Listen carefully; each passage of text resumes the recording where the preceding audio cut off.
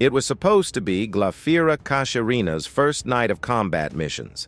At some point past midnight on April 23, 1943, she sat in the rear cockpit of a Polikarpov Po-2 biplane as it crossed the Black Sea coast near Novorossiysk. In front of her, in the forward cockpit, was Junior Lieutenant Yevdokiya Nosal, Deputy Squadron Commander, 25 years old, 354 combat sorties accumulated over the previous year. Nosal had volunteered to fly with Kashirina specifically because of that experience gap. The 588th Night Bomber Regiment had an informal tradition. When a new navigator flew her first combat missions, the most experienced available pilot would take her. No new crew member's first night was flown alone. Nosal was that pilot tonight. She knew this airspace. She knew the German defenses around Novorossiysk. She knew what to do if things went wrong. They had already completed several successful sorties that night. The targets were hit. Both women had found a rhythm. Then a German Messerschmitt Bf-110 night fighter found them, and a flak shell exploded close enough to send shrapnel through the cockpit. One fragment struck Yevdokiya Nosal in the temple. She was killed instantly. Her body slumped forward onto the control stick, pushing it forward, sending the Po-2 into a sharp dive toward the dark water below. In the rear cockpit, Kashirina had perhaps 3 seconds before the aircraft hit the sea. She had no control stick. The rear cockpit of the Po-2 had the bombardier's equipment and the speaking tube, but not a duplicate set of flight controls. She reached forward with one hand, grabbed Nosal by the collar of her flight jacket, and pulled her dead pilot backward off the controls. With her other hand, she reached around to grab the stick. The aircraft was in a steep dive. She pulled back. The Po-2 responded. The nose came up. She was flying, alone, in a damaged aircraft, at night, over enemy territory, with a dead woman in the cockpit in front of her. She flew the aircraft back to the airfield and landed. When ground crew reached the aircraft, Nosal was pronounced dead. Kashirina climbed out of the cockpit and stood on the runway. She had flown her first combat sorties that night, and then flown a damaged aircraft home from an uncontrolled dive with one hand while holding a dead woman with the other. She was 23 years old. It was supposed to be her first night. Can a navigator with no duplicate controls save an aircraft going into a fatal dive? Can a woman on her first combat mission land a damaged plane single-handed in the dark with her pilot dead beside her? Please like this video to find out how she did it. Subscribe for more Night Witches stories, and let's go back to the beginning to understand who these two women were and how they came to be in that cockpit together.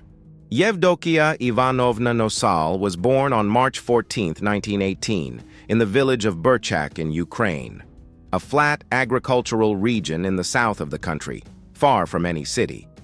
Her family were peasant farmers. She grew up in the rhythms of rural Ukrainian life: school, work, seasons, community. She showed early aptitude for study and became a teacher in Mykolaiv after completing her secondary education.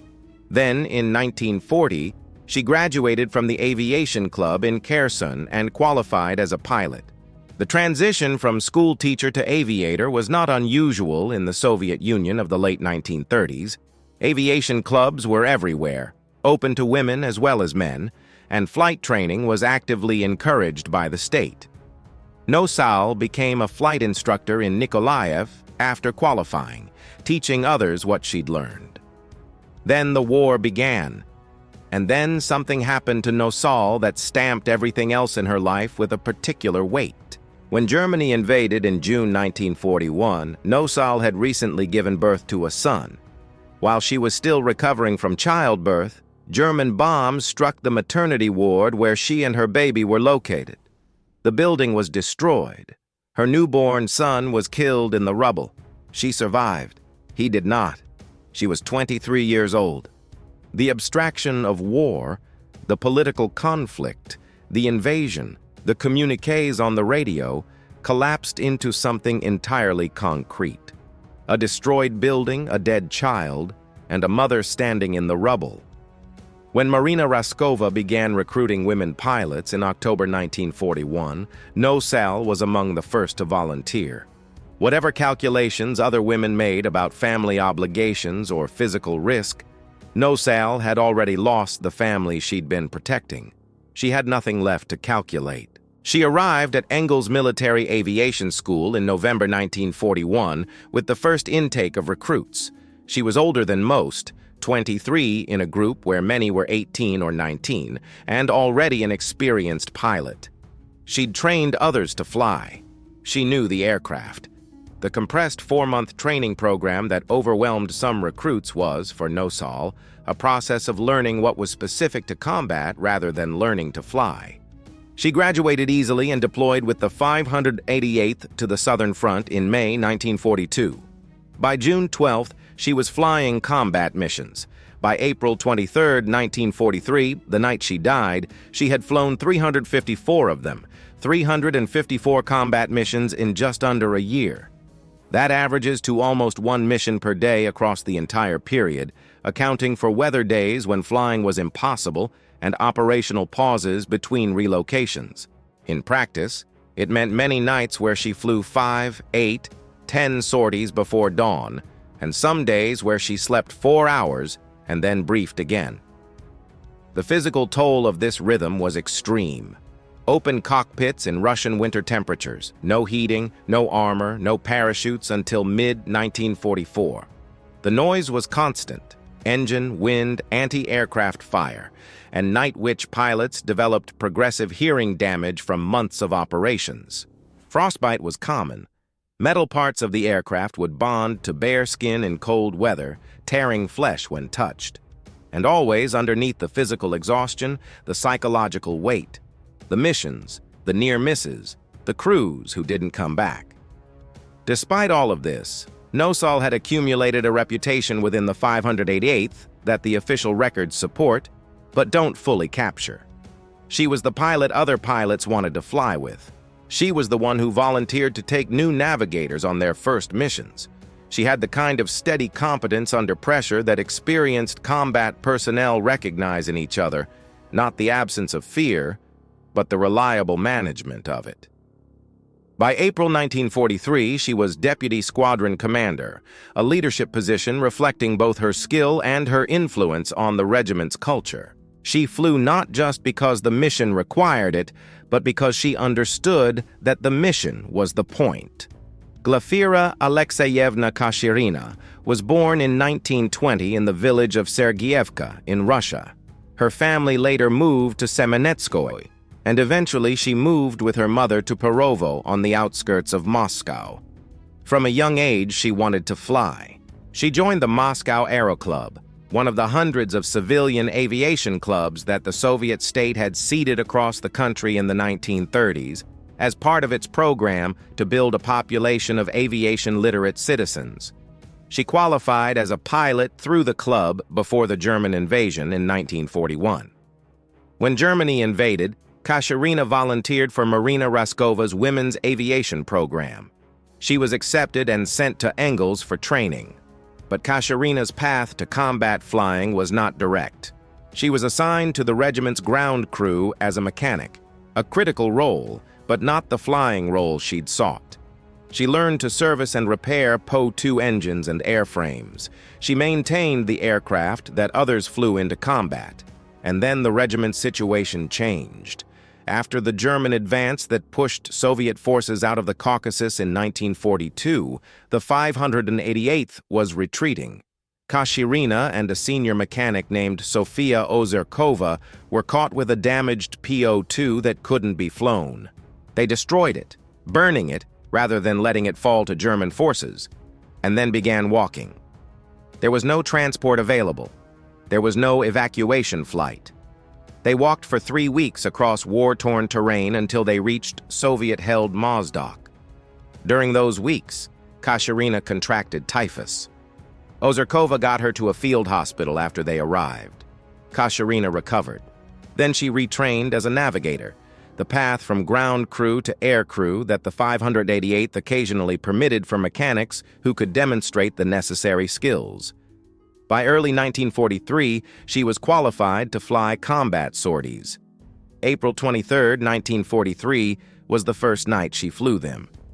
Before examining the mission itself, it helps to understand what the 588th had become by April 1943, 10 months into continuous operations. When the regiment deployed in May 1942, they were an experiment. The Soviet military didn't know if all female crews could perform sustained combat operations. The Air Force had given them the oldest, slowest aircraft in the inventory, partly because it expected them to fail quietly, with minimal material loss. What the regiment did instead was develop, over 10 months of night missions, a set of tactics and a collective competence that had no precedent. The engine cut glide approach, cutting the engine miles from the target, gliding silently to the bomb release point, wasn't in any manual. The 588th invented it because the situation required it. The searchlight suppression tactic, where one aircraft deliberately attracted searchlights while a second glided in from another direction, wasn't taught at angles. The women figured it out in the field, tested it, refined it, and standardized it across the regiment. By February 1943, the regiment had been redesignated the 46th Guards Night Bomber Aviation Regiment, the Guards designation being the Soviet military's highest honor for a unit, awarded for exceptional combat performance. This recognition arrived the same month Marina Roskova died. The women who had built the regiment from nothing were now officially among the Soviet Air Force's elite units. The Germans who had initially dismissed them, intelligence officers who told their commanders that women couldn't be effective combat pilots, were filing revised assessments. The Night Witches were disrupting supply lines, destroying fuel depots, keeping soldiers awake and anxious through entire nights, and doing it in aircraft that were invisible to radar and silent on approach. The Iron Cross bounty, automatic for any pilot who shot down a Night Witch, had been in place since mid-1942. By April 1943, it remained uncollected by most, testament to how difficult the PO-2 was to intercept at night. This was the regiment Nosal had helped build. Her 354 sorties weren't just a personal record. They were also 10 months of institutional knowledge accumulated in a human being. Knowledge of the approaches, the German defense patterns, the terrain features that guided navigation on moonless nights, the specific behaviors of flak batteries in different weather, the times of night when fighter patrols were most likely and least likely. This knowledge lived in experienced pilots and navigators, and it died with them when they were killed. The informal practice of pairing experienced crew members with newcomers was partly a safety measure and partly a knowledge transfer system, a way of keeping institutional memory alive through the succession of crews. The Novorossiysk area in April 1943 was one of the most contested pieces of airspace on the Eastern Front. The city had been under German occupation since September 1942. Soviet forces were working to retake the Taman Peninsula, the strip of land connecting the Caucasus region to Crimea, as part of a broader effort to push German forces out of the Kuban bridgehead. The 588th was flying nightly missions against German defensive positions, supply lines, and troop concentrations in the area. German air defenses around Novorossiysk were dense, searchlights, flak batteries of multiple calibers, and, increasingly, dedicated night fighter patrols. The Messerschmitt Bf-110, a twin-engine heavy fighter, was being deployed specifically to hunt PO-2s. The Bf-110 couldn't match the PO-2's maneuverability in a turning fight, but it could find and intercept the slow biplanes through ground-controlled interception, using its airborne radar and experienced night fighter crews. The mission profile that night was standard. Multiple aircraft from the 588th would attack targets around Novorossiysk in a rotating sequence, keeping German defenders occupied and preventing rest. Nosal and Kashirina's aircraft flew several sorties successfully. The approach technique was the one the 588th had developed and refined over 10 months of operations. Approach target at altitude, cut engine at approximately 2 miles from target, glide silently to bomb release point, release both 100-kilogram bombs, restart engine immediately after release, escape at low altitude. The technique worked against fixed defenses because it eliminated the sound and exhaust flame signatures that gave away approaching aircraft. Against a mobile night fighter with radar, it was less reliable. The Bf-110's crew could track the PO-2 even without visual contact. The fighter found them during or just after their final bomb run of the night. The attack came with anti-aircraft fire from below simultaneously. German night fighter and flak crews sometimes coordinated attacks, with the fighter driving the target aircraft into the engagement zone of the flak batteries. The shell that killed Nosal exploded close enough to the cockpit to send fragments through the fabric covering and into the forward cockpit. One piece struck her at the temple. Death would have been instantaneous. She felt nothing. She knew nothing. The control stick, released by her hands, moved forward under the aerodynamic forces acting on the aircraft. The nose dropped. The PO-2 entered a dive. In the rear cockpit, Kashirina felt the aircraft change attitude immediately. The nose dropping, the airspeed building, the sound of wind intensifying. She looked forward and could not communicate through the speaking tube with Nosal. The sounds of the attack, the engine restart, and the wind made it impossible to know immediately what had happened. She could see Nosal's shape in the cockpit, slumped. She understood within seconds what that meant. The aircraft was in a dive, and her pilot was not correcting it. No one was correcting it. The altimeter was unwinding. The dark water of the Black Sea was somewhere below in the darkness. The rear cockpit of the PO-2 was not equipped with duplicate flight controls. It had the bombardier's equipment, the bomb release mechanism, the simple optical sight, the map board, the speaking tube. It did not have a second control stick, second rudder pedals, or second throttle. Kashirina's only option was to reach forward, physically remove Nosal from the controls, and use the front cockpit's controls with her arm extended across the cockpit divide. There was no procedure for this. No training covered it. The manual did not describe it. She reached forward with her right hand, grabbed Nosal by the collar of her jacket, and pulled her backward and to the side, clearing the control stick.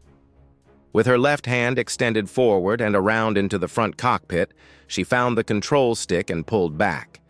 The aircraft's nose came up. The dive arrested. She was flying. She was flying one-handed in a damaged aircraft in the dark over enemy territory, without full visibility of the instruments in the front cockpit, with a dead woman leaning against the cockpit wall beside her. She could reach the throttle with difficulty.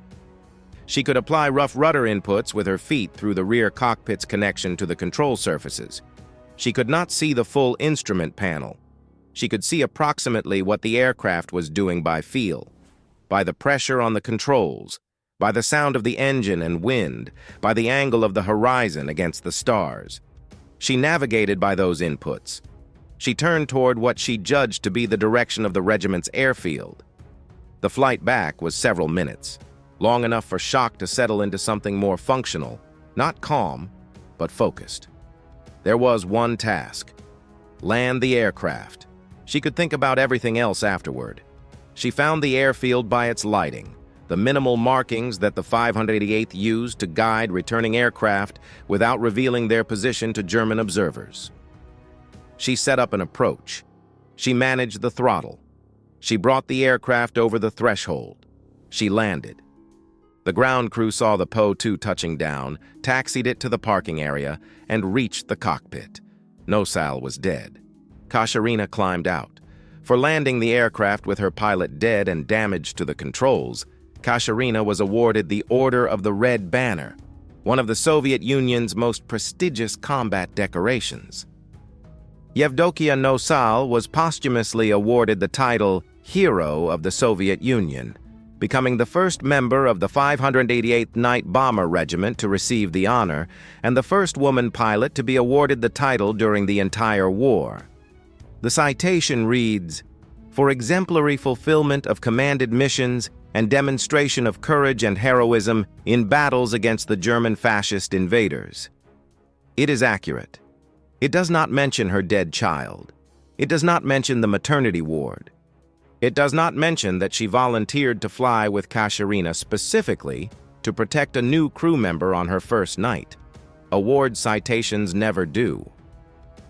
When the 588th was awarded its Guards designation in February 1943, the regiment conducted a ceremony to receive the Guards flag, the physical banner that formalized the honor. 3 members of the regiment were selected to carry the flag: navigator Natalia Meklin as primary flag bearer, with Yekaterina Titova and Glafira Kashirina as assistants. Kashirina, the mechanic who had walked 3 weeks across war-torn terrain with typhus, who had retrained as a navigator, who had landed a plane with her dead pilot beside her on her first night, was one of the 3 women chosen to carry the regiment's new identity into the future. She flew the rest of the summer. She participated in bombing missions over the Mius River, the Seversky Donets, the Don, and the outskirts of Stavropol. She was shot down on August 1, 1943, the same terrible night when German night fighter ace Joseph Kochiak caught the regiment and shot down 4 aircraft. 8 women were killed that night. Kashirina was among them. She was 23 years old. She had been flying combat missions for approximately 3 months. That night, August 1, 1943, became the 588th's worst single night of casualties. Kochiak's attacks were coordinated, precise, and devastating. He shot down 3 aircraft in flames, and a 4th was destroyed by anti-aircraft fire. 8 women died in the space of a few hours. Anna Vysotskaya, 20 years old. Galina Dokutovich, 22. Yevgenia Krutova, 22. Elena Salikova, Valentina Polunina. Glafira Kashirina, 23. Sofia Rogova. Yevgenia Sukorukova. The regiment buried them and kept flying. The following night, the missions continued. The geometry of Nosal and Kashirina's story contains something that resists simple summary. 2 women met on a runway because an experienced pilot had volunteered to protect a new crew member. That protection was genuine. Nosal flew with Kashirina because she wanted to give her the benefit of her experience, to reduce the risk of her first missions. The protection worked, up to the point where it couldn't. Nosal died protecting Kashirina, in the sense that her presence was intended protection. And then Kashirina saved herself, and the aircraft, and the mission, by doing something for which no one had prepared her, that no procedure described, that no training had covered. She reached forward and grabbed her pilot by the collar. She pulled her out of the way. She flew the plane home. It is, in its specificity, one of the most extraordinary moments in the Night Witch's 3 years of operations. Not because it was the most dramatic action. The regiment had many dramatic actions. But because of what it required, to reach through grief into function, to transform the worst possible moment of a first combat flight into the act that would bring the aircraft home. Kashirina did not have time to process what had happened. She processed it later, if she processed it at all. In the moment, there was only the task. Both women are buried in history's memory now, Nosal with the Hero of the Soviet Union citation, Kashirina with the Order of the Red Banner and the Guards flag she carried. They were on the same aircraft for one night. They were connected by that night for the rest of history. The pilot who volunteered to protect the new crew member and the navigator who landed the plane when the pilot couldn't. That is the whole story. That is enough. If this story moved you, if it reminded you that courage can look like a hand reaching forward in the dark, grabbing a collar, pulling back on a stick, hit that like button. Subscribe for more Night Witches stories. Every one of them is specific. Every one of them is a person.